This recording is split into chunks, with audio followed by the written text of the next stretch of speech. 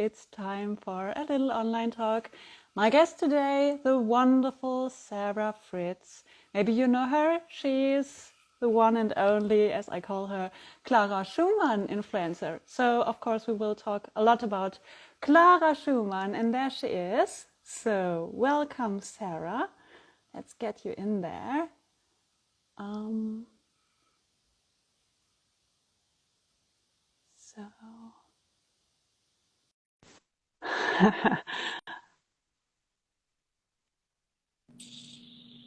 Hello. Hello. Hi. Oh, why are you so green? Am I green? I'm sorry. Yeah, Somehow, yeah. my A little bit my puzzled. room is yellow, so it makes me look a little green. Oh, but somehow, is it only for me? I cannot see you properly. Do you see me? I see you. Yes. Ah, because Oh, that's somehow, weird. Hmm. yeah, it is. Okay. Hello, Well, hello. Martina. Martina, is it for you when you're watching? Is it also that the picture is so weird? Can you guys see me? I could Yeah, come back. can you leave a comment? I could leave and Yeah, come maybe back. you can leave for a moment and come back again. Yeah. How Let's about try that? it. I'll come back. Okay. Yeah. So hello everyone. Sarah Fritz will return soon. We had a little technical issue. Um, aha, for Martina it was all right. So let's try it again.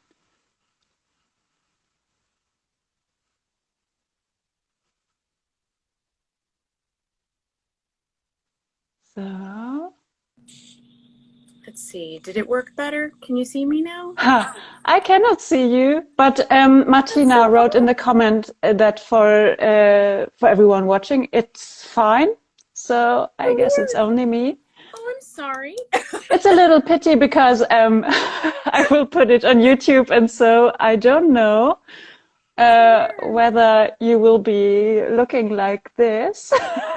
That's okay. I mean, we could just We have can audio. hear. If Yeah? you can hear me, I mean, I guess that's the most important thing. Maybe Yes. just If make sure it's we're a right. big problem, I can just put a standby picture and we will Yeah, just listen. Okay? yeah, Let's that try it sounds out. great. Let's get So going. I'm Sounds good. really, really happy to have you here. Yeah, I'm so Um, excited. Thanks for having me. I'm excited to be here. yes. Oh man, it's such a pity that I cannot see you, but well, that's life. Yeah, I'm sorry. Yeah, no problem. So, Sarah, it's so great to have you. Can you please tell us what you're doing on Twitter and Instagram and what your work is, and maybe also some facts about you and yourself? Yeah, so I jokingly like to call myself a Clara Schumann know-it-all, for the sake of, just the fact that I like to poke my head in about whenever I see anyone talking about 19th century classical music romanticism, German Austro canon, I'm just like, well, you cannot talk about this period of history and music without talking about Clara Schumann. You just can't. Yes. And anyone who tries to teach that era of history, music history, in that location of time, uh, without Clara is just missing like a huge point. um, Yes. and so I try to have fun with that. I think that it's been a really amazing journey figuring out just how much power she had and how little people know, and how the more I research, the more I become aware of just how much influence she had. And it's been shocking to me how little I was taught about her in music school, because I have 2 degrees in music. I have master's in voice from the Eastman School of Music and an undergrad from Westminster Choir College. And I learned about Clara from my voice professor. Lindsay Christensen did a lecture where she put Clara Schumann's Die Lorelei song Hmm. next to Franz Oh, I Liszt's, love this. my favorite. I love it so Yes. much. It was my first thing I ever sang of hers, first thing I ever heard of Clara's, period. And what an introduction, right? That powerful song. But she compared the setting to Franz Liszt's setting of the same poem. And Hmm. we went through and, went through the criteria of what makes good leader. And I mean, Clara's song won hands down with all Yes. the text setting, etc. And left us with the question of, well, was she then also a better composer? And my brain just exploded. I was like 19 at the time, and I'd never had anyone say to me that a woman could be as amazing of a composer as one of the canon white men. And it just blew me away. And I didn't even realize that, like, I needed someone to say that to me. And so then my music history professor gave me the Nancy B. Reich biography of Clara, and I've just been obsessed with her music ever since. So it's very exciting. So then you continued, or you did a break, or how can we? So I didn't, and the emphasis on women composers in opera education there's none. There's none. Yeah. I studied no women composers in my entire master's education. And for a long time I did opera auditions, and, the emphasis was on just getting work, and singing what was appropriate for my voice, what was the repertoire, what they were hiring, what, just what you were supposed to sing. And so I pulled out Clara's De Lorelei every chance I had a song competition. I sang it so many times.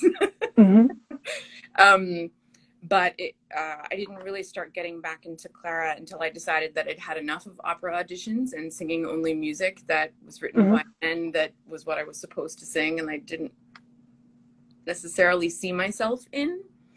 And then when I really started exploring more of Clara's work, and that was the thing, up until, probably 3 years ago, I didn't know, or not 5 years ago, I didn't know any of her piano works at all. My professor who showed me her songs never mentioned that she wrote a piano concerto. She never mentioned that Robert borrowed from her concerto romance for his Dichterliebe when we studied that song cycle. My professors didn't know either. So they didn't know, or they didn't mention? I don't think Lindsay Christensen knew. I think if she had known, she taught us a lot about Dichterliebe, and if she had known that Robert had quoted Clara's concerto in there, she would have absolutely mentioned it. Some of my other professors, I'm not so sure, but she would have definitely, if she had known. And I wish she was still alive so I could go chat with her and tell her. She'd be so excited.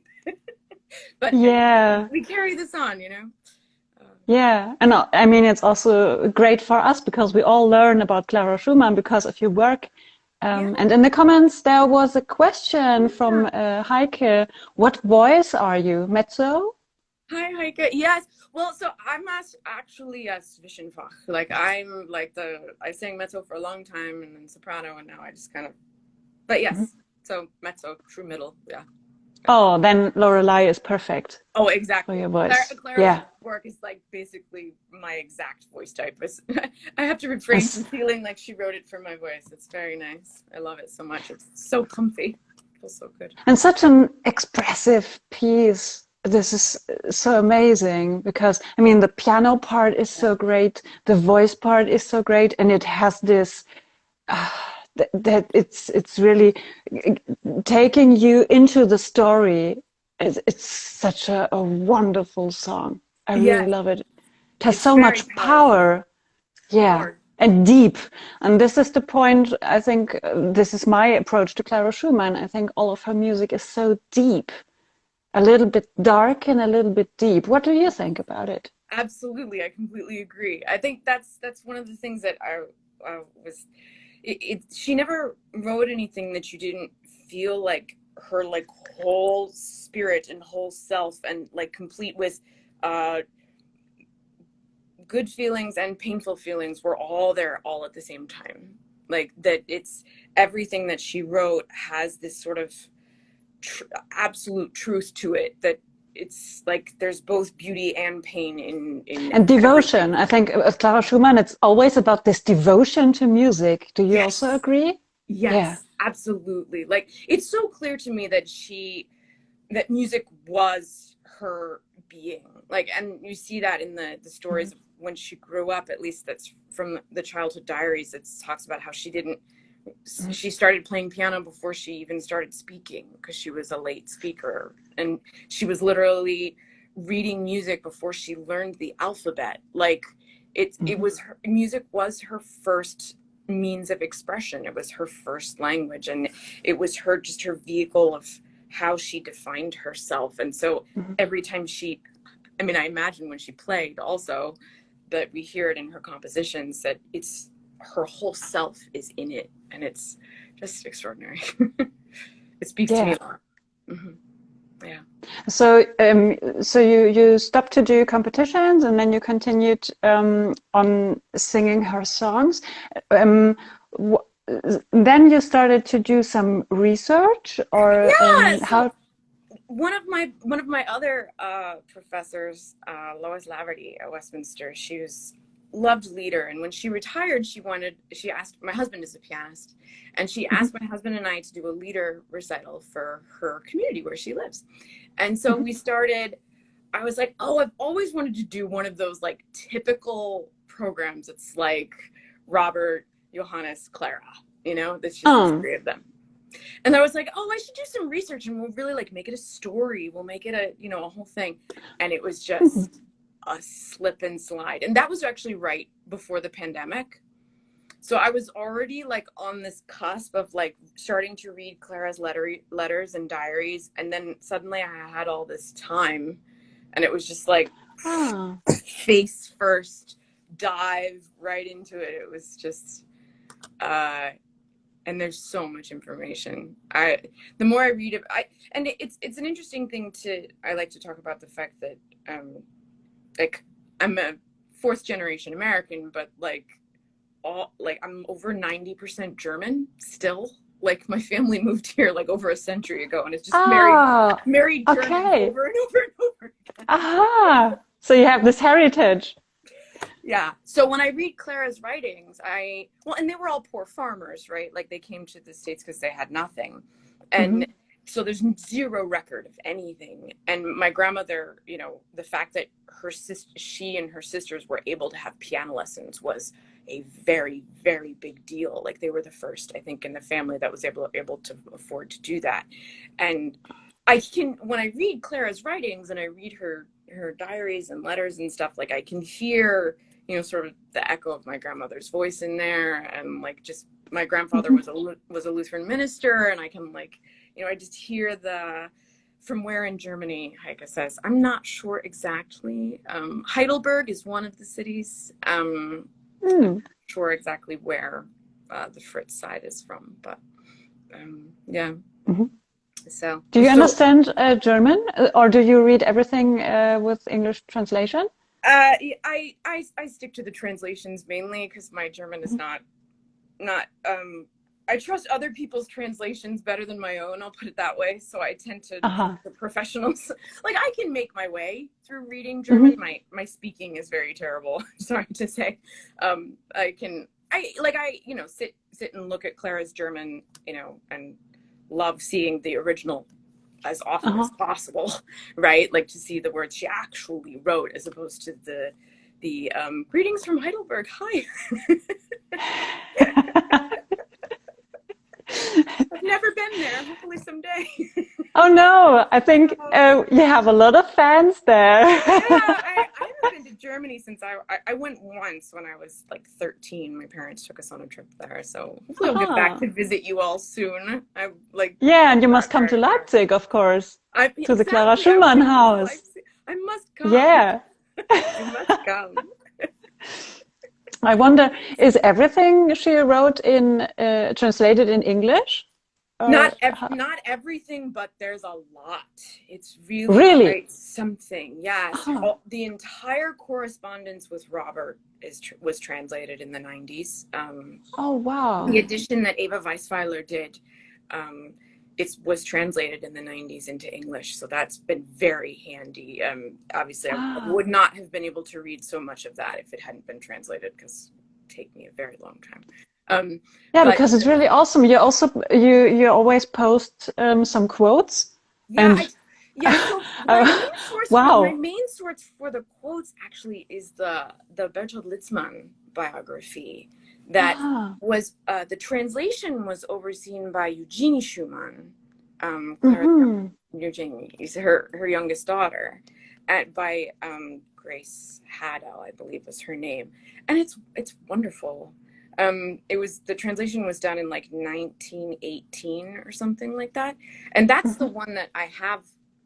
The way I do all my quotes in the tweets and stuff is that it's an ebook. It's out of copyright.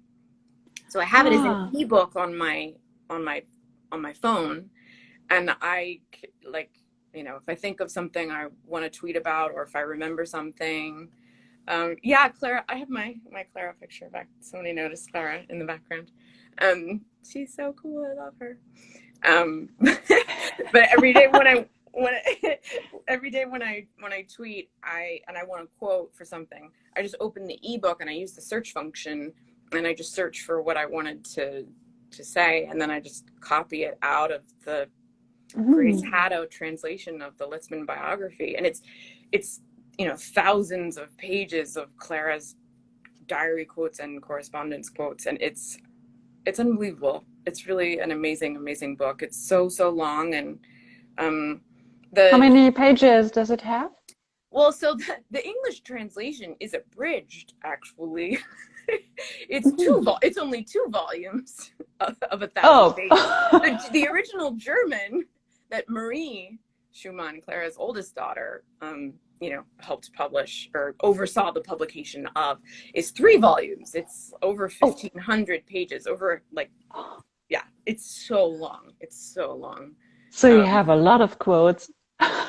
There are so many quotes. Like, as much as I've tweeted, there is so much more. Like, how do you choose what to tweet on the day? You just wake up and think, well, this is good, or do you have a plan for the week? How does it work? It's a combination, right? Like, I do have plans and ideas, and I have a whole notes folder, you know, notes on my phone that's like drafted tweets, you know, that I think of, because I think of far more than I actually get around. Like a sort of repertoire. Yes, a tweet repertoire. Yeah. Exactly. And when I'm doing research, if I see something and I'm like, oh, this is so tweetable, oh my God, I'll you know, write it down in the, yes, oh, thanks. Yes, working for visibility for Clara. I'll copy paste it. Then usually when I wake up every morning over my coffee, I scroll through Twitter, and I just sort of like, I think it was like taking the mood of classical music Twitter to see how things are, you know, like, do people... And sometimes also discussion develop from the tweets, I think. Yeah. Exactly. Yeah, like sometimes I'm guilty of subtweeting somebody, you know, if I see somebody say something terrible about Clara who I don't want to have to engage with directly, I will definitely subtweet them so that, you know, other people know how to respond, even if the person who's saying mean things isn't someone that any of us want to even bother talking to. Yes. Because most of those people that say hateful things, they're never going to change their mind, so it's not worth it. But it's worth explaining to everyone else why what they've said is wrong. Yeah, and you're an expert, and so you, of course, have really arguments to defeat her, actually. Yeah, that's the hope. To present quotes as often as possible, because it's a terrible thing that, you know, so many women and, you know, anyone who's not a white men get this pass of, like, anything that can they get excuses very easily. People excuse their behavior very quickly for the great things that they did are far more important. Whereas with Clara, as with so many others, we have to be on the defensive, right? We have to constantly be fighting for their legitimacy, because their legitimacy is not guaranteed. It's not assumed. So we have to fight for it. And we're all tempted to assume that the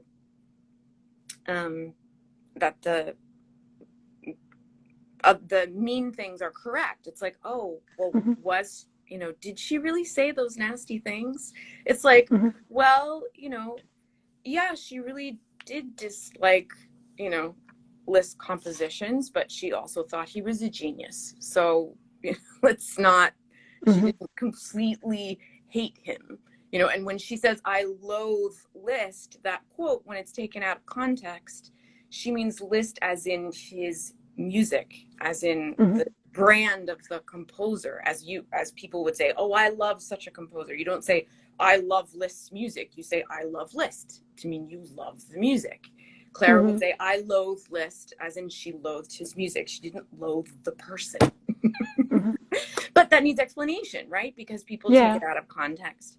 And the famous quote that everyone always likes to quote about a woman must not desire to compose. Women are to want to compose. And that one, there's so much context to that one. Like, I've written so much about it, and even this week I was looking at it again, and it was in response to Marie Pleyel. It was in response to another woman composer who everyone was saying was so amazing and was just taking, Europe by storm and just, to great acclaim. And Clara was just in Berlin, kind of at a low point between tours, and wasn't doing a whole lot. And also her father was a terrible man after she and Robert got engaged. Is this story interesting? Should I keep going? Yeah, you have to. I mean, he's so mean. And I think when you know this, you also know more about her, because it's important to know. Yeah, to know what she was dealing with. Exactly. Yes. Yeah, because the sentence after she says that a woman must not desire to compose is, my father led me to believe it, but now I know it's not true. And that her father was the one her whole life saying, don't believe it. You are as smart as the boys, or, that famous Goethe quote of, as strong as 6 boys, or whatever. And so when her father suddenly, when she was 20 years old, started saying that Marie Pleyel was better than Clara, she just went, oh. And well, then he must have been lying about that too, that women do anything. And it's, but at the same time, she was then back to composing, like, within the month. Like, she was, her next letter, within a few weeks, she was writing to Robert, like, I feel like I should study fugues. What do you think? Yes. I think she's really this is what I really, admire. She was really active. She was never, I don't know, she was very self-confident and active, doing things. Yes, always very active. Exactly. Exactly. She could have quit so many times. She could have given up so many times. And she thought about it. That's the other thing. She really did think about quitting playing so many times during her engagement, and then right after she got married. Like, she thought about it all the time. And every few years, like, she'll experience this, like, people saying, oh, you should retire, you should settle down, let other people help you, accept some charity, after Robert was sick. And every time she would just be like, no. She just continued. I'm gonna keep giving concerts, thank you. Like, she was just like, this is what I do. And it was a little bit of a curse, a little bit, because she wore herself out. She had a lot of chronic pain. She pushed herself very, very hard. And we're grateful she did. I mean, the impact she had on history was extraordinary. But all the... Yeah, can you tell us more about this? Because you mentioned it now twice. So what is actually her impact on music history? Oh, sure. Tell us. Absolutely. So I mean, which should I start with? Should I start with her influence on the repertoire, or should I start with her compositional impact? Maybe repertoire. Why not? Yeah, okay, we'll start with repertoire. So, yes. I mean, so everyone know we wouldn't even know the name Schumann without her. I hope so. Yes. Like it's like she was the one who played all of his work. And also Brahms. Right. Yeah. So Yeah. Brahms, yes. So Brahms, she really got his name off the ground, especially at the very beginning of his career. They met when he was just publishing his first works, and she was 14 years older than him and had much more experience than he did. And so she really set the groundwork for his career and set the groundwork for even his compositions. So every tour she went on, everywhere she went, even if the programs don't say that she performed his music, she was sharing it with everyone. So every parlor she was in, she was going, the next person that you're going to need to be talking about soon is this guy. You don't know him yet, but he's the next person. And even when people didn't like it, precisely, that's very interesting. Exactly. Because this shows how strong she was. Absolutely. Yes, she was. She did not. She kept it going. So even when people said, this Brahms, this isn't good. Yeah, you have to listen one more time. I play it again. Exactly. Listen. She would. She literally would. She would say, okay, I'll play it for you again tomorrow. You'll eventually get it. Yeah. Wait for it. Just wait. You'll eventually understand. I promise. Yeah. Her confidence in her musical taste was unassailable. Like it was like rock solid. When she knew music was great, she knew it was great and was never backing down ever. And she was right. And she was right. Exactly. Yes. Yeah, exactly. I mean, the other thing I've been recently, my research I'm doing right now is like the late 1830s, and I was just reading when she was in Paris, and there's literally a spot where she writes to Robert all these other composers who were pushing their etudes on her, like Kalkbrenner and I forget their names. People we don't know now. Yeah. And she was like, this guy has an interesting idea once in a while, but then it gets boring. And this guy tries so hard to be romantic, and I hate that. And then there was like, and this guy over here, everything is so, what's the word? It was translated as lucid. I'm not sure what German word it would be, but she was like, it's too lucid. It doesn't make you think or feel anything. And then the next sentence was, but I like Chopin's the best.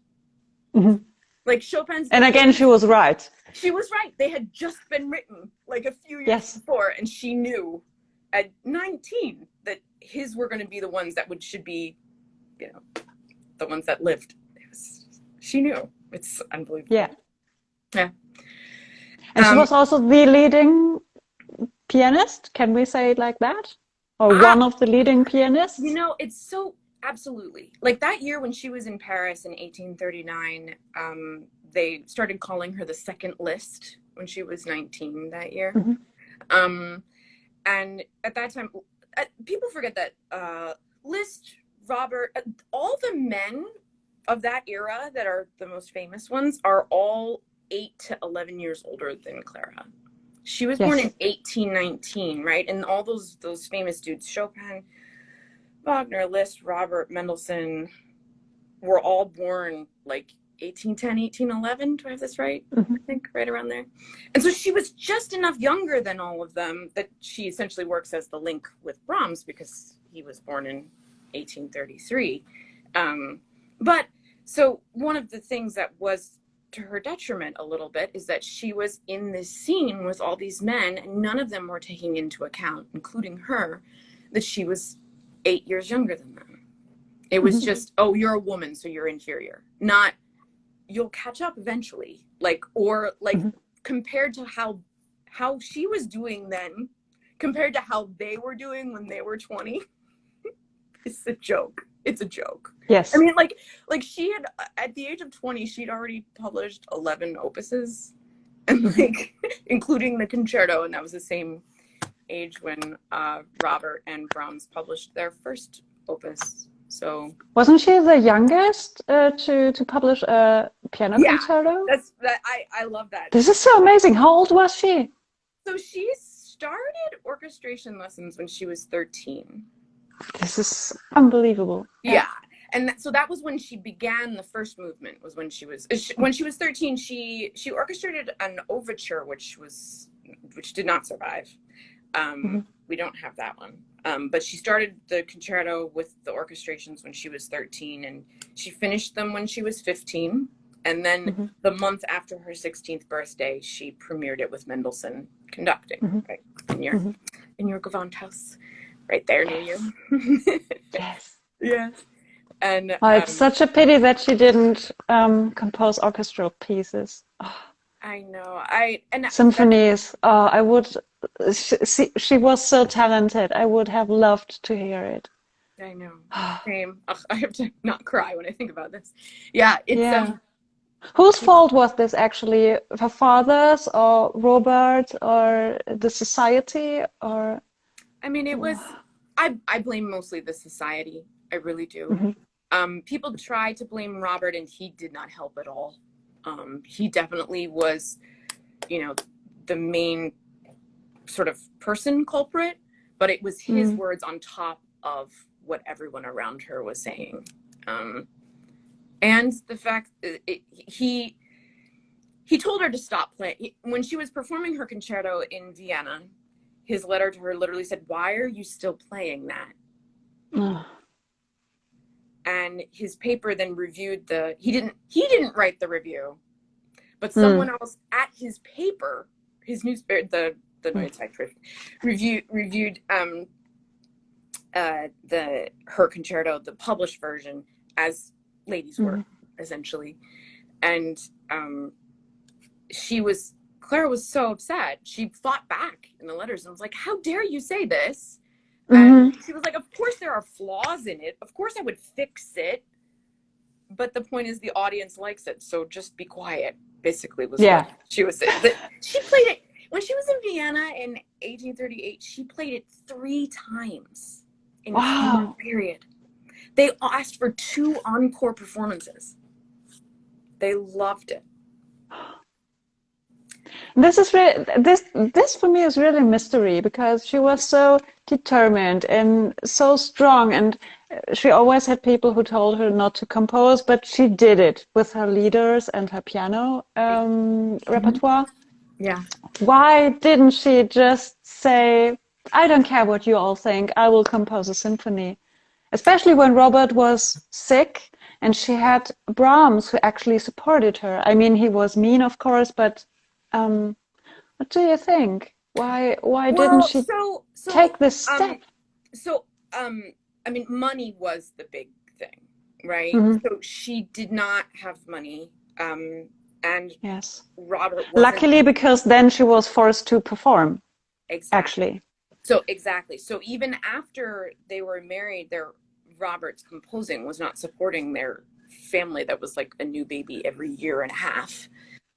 So she was pregnant all the time. You wrote it in your tweets, and I did really just realize it then. When you do the math, she was pregnant she had 8 children.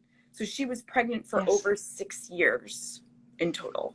Can you imagine that? Spending 6 years of your life pregnant? I just can't even. But I mean, she was still like running, the house and everything. But so the composing didn't make much money. Everything she composed that she was satisfied with, she sent to the printer for the money. I think that's why she published as much as she did. Even if she was insecure about her compositions, she was like, well, I know they'll give me some money for it, so I'm sending it.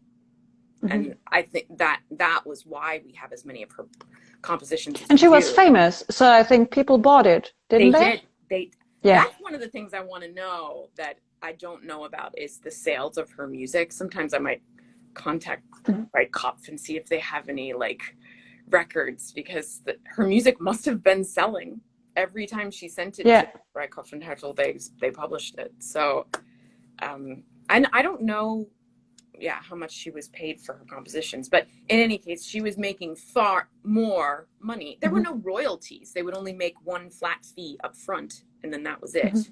So she was making far more money teaching lessons and with doing soirees at home and then doing concerts around. when they lived in Dresden, she had a soiree series that was very in demand. And between that and the lessons she was teaching, she was making more money than Robert was. Yes. And it was only when he finally got the position in Düsseldorf that he was making more money, but even so, it wasn't enough to support them. She still had to. But it didn't went very well. No, it did not. Right. And this book that I've read, I don't know if this is correct because is it like that? They wrote the author wrote that there was a problem with Robert, and he was blaming her because she didn't play like she should, and so they chase her away. Was this right or not? So fiction or not? So I'm not 100% certain. There are some stories that she would accompany the choir rehearsals. Mm-hmm. And so did she save her husband, because he was obviously a very bad conductor? I'm so sorry that everyone says that. So I guess it was pretty well documented. I think she did everything she could to save him. I think she played as many rehearsals as she could. If she ever snuck up onto the podium, it's not written down that I've seen. That I do think in rehearsals she would accompany the choir, and then after a while he asked her not to, or his pride was very fragile. And I think in a lot of cases, a lot of people had more respect for her musically than they did for him because his conducting was so poor. And the thing is, when you have a conductor that is bad, but you have a pianist which plays good, you can get through this rehearsal. But it would be very, very mean if he conducts badly and he blames her, because this is yes. He would that's not a love story then. No, yeah, he could be very harsh. Yes, he was famous for criticizing her playing in front of people, and also in public, right? Not only in private. Yeah, in front of other people, for sure. It's the accounts aren't. I don't. I've not seen any accounts of that happening from Clara's handwriting. I don't think she wrote it down, or at least that I've seen. They're all third-hand accounts from other people that have survived. But the Litzmann says that that he was critical of her playing, or Clara would write things like, "When my husband is happy with how I play, I'm happier than ever," basically. And so you can see between those lines that he was criticizing her sometimes, and it was painful, and she hated it. So she was trying to encourage him to say more positive things. Yeah, he did, and she was too polite to blame him. Yeah, but I will say that she was not. It's interesting how, like, she did not butter things up, really. I think with her, one of the things that's interesting is her responses also to his compositions. The diaries that are published that I've read, her comments on his compositions are always like glowing with, his creativity and his amazing mind. Like, she's really trying to encourage him.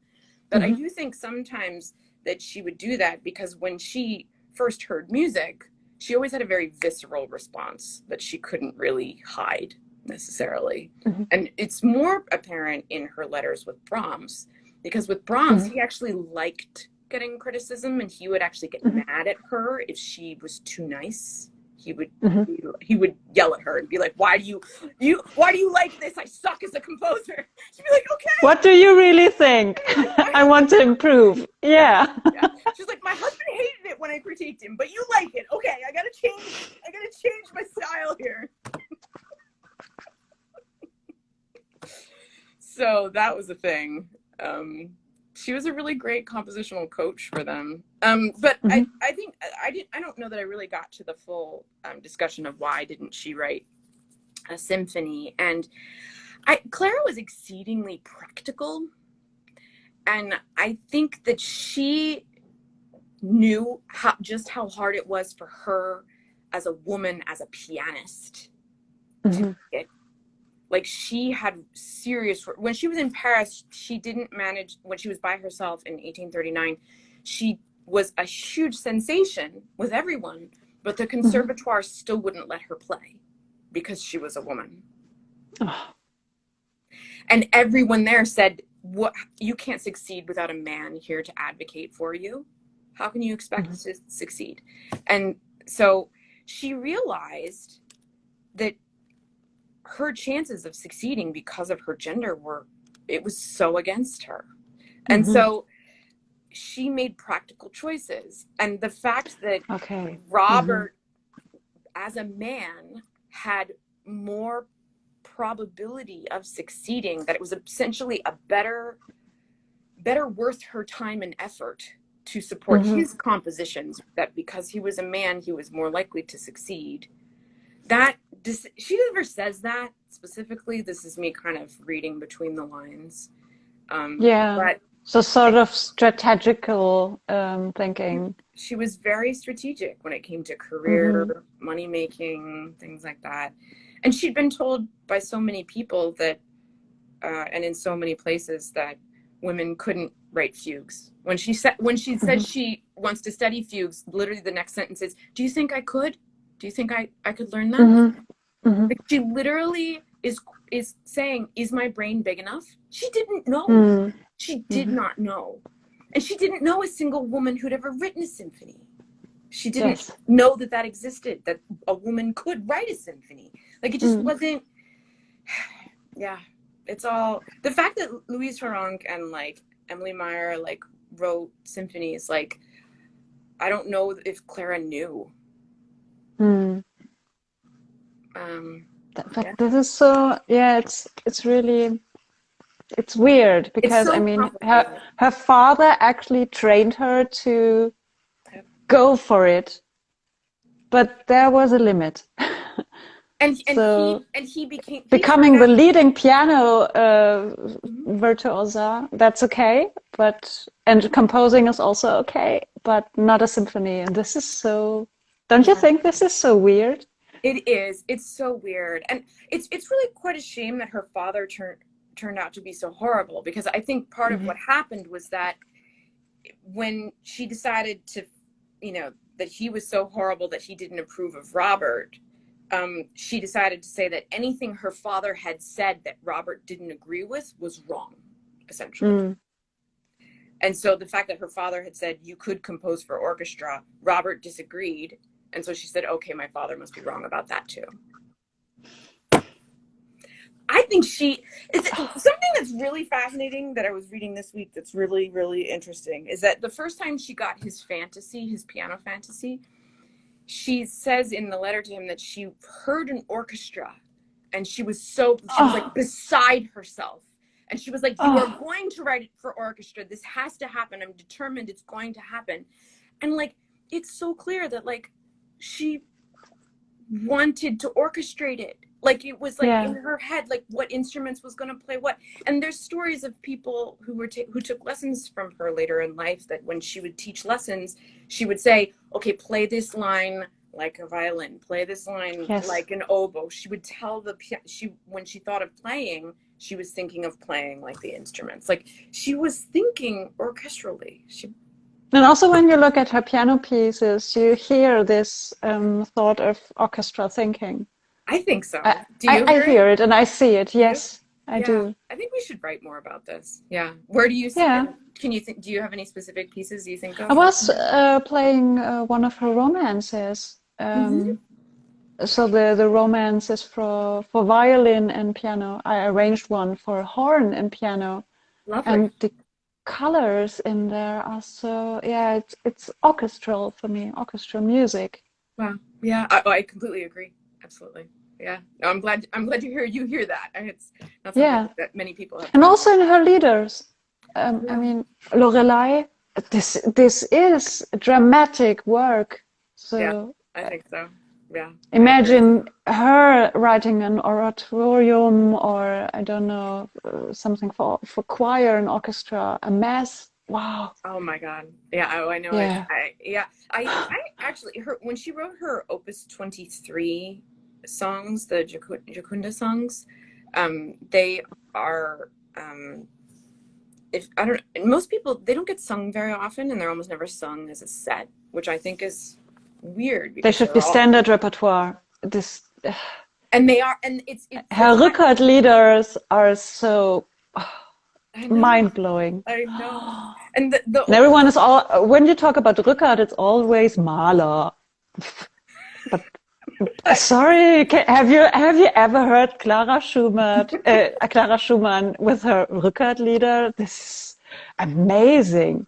yeah. This, Oh, it's absolutely. yeah. What? Absolutely. It's not only Mahler. No, not at all. Oh, Yeah, I completely agree. And the Opus 23, it's only, it doesn't, she didn't title it like it was a cycle, but all the poems are from the same novel. yes. And they're all, I think it's Roulette is the poet, and he was a political poet, and it's a political novel, and it's like all the songs sung by this one woman character, I think, in the novel. And it is a set, and when you look at it, like the first song reads like a recitative, and then the songs as they go, like some of them are the highest that she wrote, like her friend Livia that she wrote it for must have had a very high voice. It's very cool.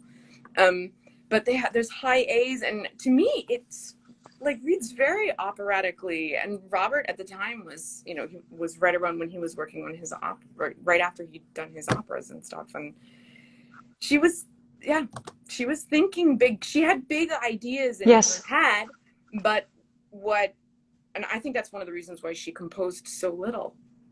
It's my theory anyway, is that she had big ideas but convinced herself that they were wrong, so she was trying to get them pared down into the genre that was acceptable, small And high standard.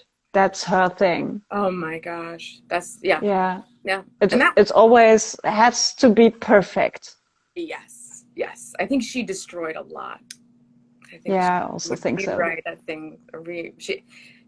And I think it's very similar to Brahms, actually. That style of, This is why they clicked, actually. They understood each other. Yes, I think their composing styles were much more similar than Clara's and Robert's styles. Yeah. It's hard to know a little bit, actually, how much he was like her versus he just learned from her and did what she did. Because that was really happening. I mean, she was basically his teacher and mentor, like that. His mentor, yeah, and she was much more experienced than him at that time. Exactly. Yeah, she knew how to write fugues. He did not. Yes. And she has been performing for how many years when they met? Oh yeah, I mean, she was 34 when they met, so she had her career 20 years. 9, yeah. Yeah. Wow. Yeah, he had yet to ever even play with an orchestra yet. He hadn't even played a concerto yet when he met her. Like, she prepped him for his first performances with orchestra before he wrote his first concerto.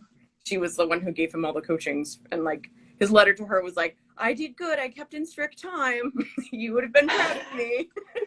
She was always yelling at him for exaggerating the tempo. There's literally a diary entry. She's 8 months pregnant with her youngest child, and Brahms is like playing Schubert sonatas for her, and she's like, he's great. I love him. He's so beautiful, but he exaggerates the tempo a lot.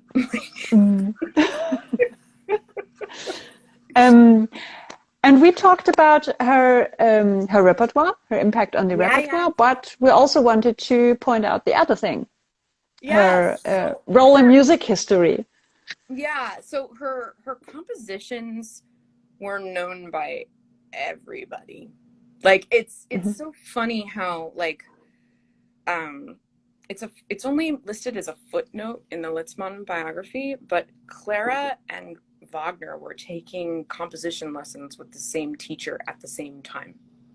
Huh. when she was 13 Mm-hmm. at Mm-hmm. St. Thomas School. And so he knew her compositions. Like, he also was in Dresden when she was writing some of her compositions, and he was a guest at her house like every week. There's no way he was not hearing her work. He knew about her work, absolutely. And Liszt played some of her compositions. They at least Which one? Do you know which ones? So he definitely played some of her compositions in, I don't know off the top of my head. I'll check for you after if you'd really like. You can tweet it. Yeah. I'll tweet it for you. Yes, if anybody has any questions about anything This would be very interesting. And the question is, was it standard repertoire or is this too much? Her music, you mean? Her composition? Yeah, her music. Like standard that people played back then? Yeah, when you say it was known, at which grade was it known? Where? Only in Germany or? Well, so there's this was in the new Clara Schumann studies book that just came out with Cambridge University Press. Mm-hmm. I forget which article it was in, which researcher found it, but there was an anthology published of songs in the US that was called Songs by the Great Composers. And it was in like the 1880s, 1890s. And mm-hmm. Liebst du um Schönheit was in there. Oh, wow. Oh, great. Yeah. And she was the only person who wasn't a white man in the volume. Mm-hmm. But she was there. And it was pretty hard at that time to be taken into such a volume. So it's people must have played it. Yes. She played the Liebst du um Schönheit, she played quite a bit. She would play her compositions when people requested them. And she had fans. Like in the late 1850s, when she was in Vienna, somebody requested that she perform her piano trio. And so she went, okay. And then she did. But it didn't get its official concert premiere until 10 years after she published it. So interesting. But she did play the work, and but not enough for it to ever really be anybody's standard repertoire. Although one cool thing that was really neat was when she started at the Frankfurt Conservatoire, it was the year of her 50th Jubilee, I think. Her students all did a whole concert of her compositions for her, that played for her. So they knew about her work. She just didn't assign it to them. People were playing it. She just wasn't performing it or promoting it. And I feel like that's honestly a cautionary lesson for composers, in that, if you don't promote your work, who else is going to, kind of thing. Yes. And I don't blame Clara for it. I think that the reasons why she didn't are obvious. I think that for her to have the influence that she did and be taken as seriously as she did as, one of the boys, choosing not to promote her work was part of the strategy. That they wouldn't have taken her as seriously if she tried to say that the works of a woman were equal to the works of men. She knew that wasn't going to go over well. What about her reception after she died? Was someone from her daughters taking care of her, works, or was it rediscovered later? So Marie Schumann, her oldest daughter, who was her assistant, and also a pianist, I think. Yes, she was her assistant teacher. Yes, she was a teacher. She was a pianist. Absolutely. Yeah, all of her daughters were pianists. And she oversaw the publication of the Liszt von Weil, the diaries, and then the correspondence with Brahms. Marie was the one who published that as well. She kept up the legacy. She did not republish her music. I don't know when the republishing of the music started. I think it was probably. But did she republish Robert's music? Yes. Well, Clara did that. Aha. Clara, in the 1880s, uh, the 1880s was her big project. In addition to being a professor and having still doing yearly tours to England, was doing new editions of all of Robert's work. That was what she did. But she never even mentions publishing her own work again. It's just not, wasn't even a question. And it's hard to know why. You know, there were, every time I think I'm judging Clara that she made a choice, I find out some other external reason why she couldn't have done it. And it actually wasn't a choice. So I'm starting to get to the point where I'm not judging her for choices anymore, because there's almost always an external force that actually made it such that it wasn't really a choice. It was because of the environment that she had to. So, yeah. So actually, what is for you the most fascinating thing about Clara? I mean, the what we said about how she never quit, how she just persevered and kept going anyway. And I find that really, really inspiring. Every time I, you know, have a day on Twitter where I'm just like, I suck. I should delete every tweet. I should quit. Why am I doing this? Like, no one cares. Why am I, you know, you have such days? Really? Oh my God, but why? It's amazing what you do. Oh.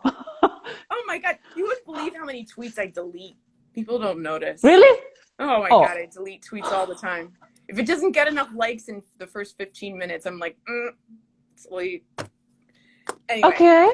So I'm very vain. So maybe another important question is, why or how did you decide to become a Clara Schumann influencer? So did it just happen, or it was an absolute accident? My poor husband and my poor colleagues at the Westminster Conservatory listen to me talk. So fascinated by her, I just talk about her constantly. So now I cannot hear you correctly. Did I lose the audio? Wait a little bit. Dear, is it going to come back? But now it's working again. Can you hear me? Oh, yeah. Good. So if you could please repeat it. Yeah, sure. Yeah. So, oh goodness, what was I saying? Your husband. I heard something with your husband.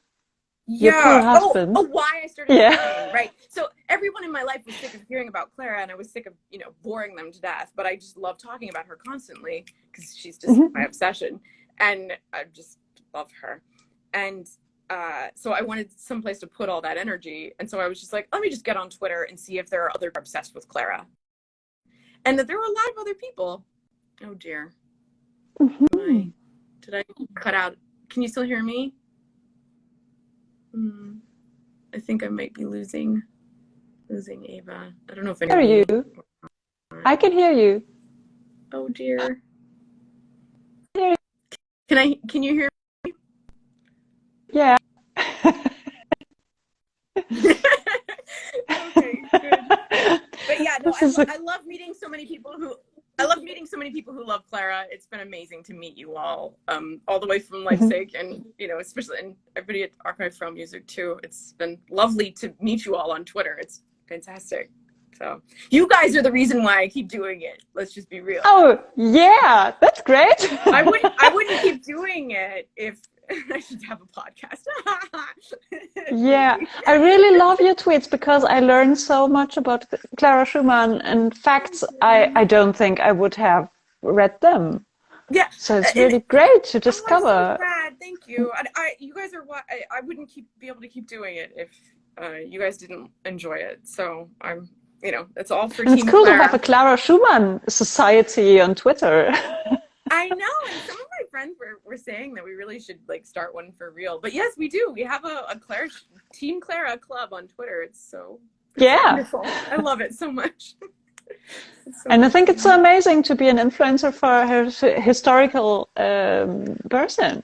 That's great. Yeah, it's good. It's good, and one of the things that fuels me is how much hate there is for Clara. Like, it's been very surprising. Yeah, you mentioned this also earlier. Why is that, and how many people are actually there? Is it only 3 guys, or it's a lot of people. It's a lot of people. Really? Actually, yeah. Like there's hate, like a lot of. And is it against Clara Schumann or against female composers in general? I mean, Clara specifically gets a lot because she gets a lot of hate from Brahms and Robert fans who want to just blame Really? her. Yeah, it's weird. But they should be grateful without her. Yes, they should. Excuse me? Be writing her thank you letters, and they should. And there are enough people who literally have tried to say things like Clara ruined her husband's legacy. She was a disappointment at the piano, and she played his work badly. It ruined his performance legacy. These 20th century male pianists, like I think there's a quote from Claudio Abbado that was like, "Oh, Clara's auditions ruined Robert's music. I had to go back to the man." Whoa, that's incredible. It's disgusting. So rude. It's disgusting. That's the word. Yeah. It's villainization. It's the villainization of the woman, and it's so common. I mean, we see this a lot. Every time Constanze Mozart gets hated on for things that she did for Mozart's music. When would we have half of Mozart's music if it wasn't for Constanze? No. Yes. Please write her. We should all be writing her thank you notes. Yeah, we should. And this is the case with so many women who looked after their husbands' legacies afterwards. They're just villainized for it, and it's like, no, we should write them thank you notes. I don't even know what they're doing. Yeah, it's weird. Yeah. So, Sarah, we are nearly at the end. Yes, maybe it was an absolute delight. Maybe in the end you have some recommendations for us. So your favorite books, documentations, CDs, works. What shall we read and hear about Clara Schumann? Goodness. Well, I mean, like I talk about the Litzmann bio endlessly. It's a huge book, but I almost wish people would just skim through it. Maybe you can put it in your story or on Twitter. Yeah, absolutely. Afterwards. Yeah. If you just search Litzmann, Clara Schumann, it comes up. It's free. It's out of copyright. It's available like in so many places, or you can get it for. And don't read it start to finish. Just like search it for like your favorite composer and see what Clara said. She's just there's her writings in there. There's so many of them. But also the new Clara Schumann studies from Cambridge University Press. For researchers, it's very big stuff. And then there's a new book about her leader coming out soon too. Oh wow! Yeah, so it's very exciting. What about you? Anything I should read? Oh, no, I'm sorry. You're the expert. But I can really recommend to listen to her leaders. So Lorelei is really one of my favorites. And also Ich stand in dunklen Träumen. This is so beautiful. I love that one. Yeah. So beautiful. I like it way better than Schubert's. Yes. Und ist gekommen in... Also continuing. You know which one I mean. Ist gekommen. This dramatic one. Yes, that one from Opus 12. Oh God, and that's the theme that's in the sonata too, in the piano. Yes, right. Yeah. And also, I mean, we have soon the 3rd October in Germany, National Day, and she wrote some variations about our national anthem. Actually, the theme is I heard it on MDR on the radio here. So there are variations on this theme. So maybe this is good for the 3rd October. I didn't know this. Oh, please share this with me. Oh my goodness. Okay, I will do some research. I hope I find it again. But because I was listening to it at breakfast and thought, my God, what is this? And then, it's Clara Schumann and her variations of, okay. I think a theme of Haydn, because our national anthem is from Haydn. So, and I think... I look it up. Let me know how interesting. That's so cool.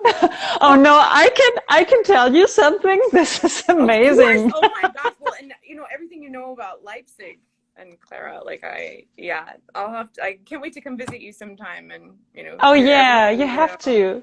Yeah. I will show you around.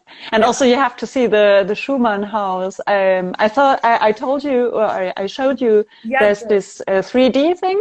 Yes, I loved that. Virtual. Watching the 3D tour of the building, that was so neat. I loved it. But in reality, of course, it's another world. Very different. It's not the same. Yeah. Oh, someday I'll get there and see it. Yeah, we will meet in Leipzig. I'm pretty sure. Absolutely, I'm sure of it. It'll happen. Absolutely. Fantastic, Sarah. Thanks so much. Thank you. It was amazing. Yes, it's so lovely to talk to you, and we'll have to do this again soon. Definitely. Yeah. So let's see. I hope that on the recording you will be beautiful. We shall see. If not, it was a technical issue. But I was hearing you all the time, so I think at least the sound will be good. Very good. And yes, Sarah, we will repeat it. Definitely. Oh, that'd be great. I'd love that. Fantastic. Okay. All right. So a nice evening to you and everyone watching. Yes. Goodbye. Bye. Bye-bye.